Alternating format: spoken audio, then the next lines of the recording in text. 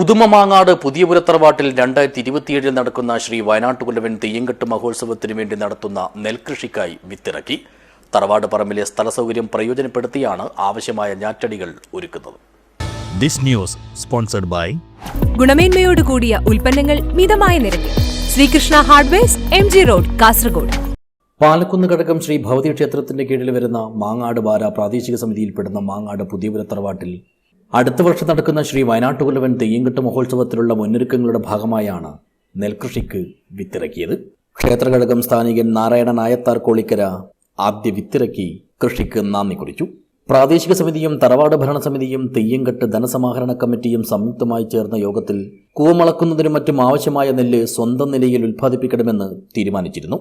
ഇതിന്റെ ഭാഗമായിട്ടാണ് ചൊവ്വാഴ്ച രാവിലെ തറവാട് പറമ്പിലെ തന്നെ സ്ഥലസൗകര്യം പ്രയോജനപ്പെടുത്തി ഞാറ്റടികൾ ഒരുക്കുന്നതിനായി വിത്ത് വിതച്ചത്.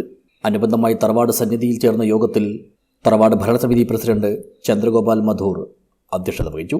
ക്ഷേത്രസ്ഥാനികൻ അശോകൻ വെളിച്ചപ്പാടൻ, ഉദുമ ഗ്രാമപഞ്ചായത്ത് അംഗങ്ങളായ M ജാനകി, രാജകല, പ്രാദേശിക സമിതി president Achuthan Adiyath, B Balakrishnan, B Krishnan, M Kunhikrishnan, Sudhakaran Vadakkeveedu, MB Balachandran, Kunhikkadan Amaravathi, KM Sudhakaran, Ajitha Asokan, Narayanan Puthiyapura, Mohanan Puthiyapura, Puthiyapura Krishnan, Kannan Puthiyapura, Krishnan Kayalamvalappu, Babu Mangad എന്നിവർ സംസാരിച്ചു.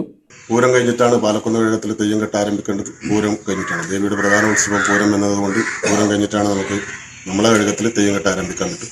മറ്റു കഴകങ്ങളിൽ പൂരത്തിന് മുമ്പിൽ തെയ്യംകെട്ട് ഉണ്ടാവാറുണ്ട്.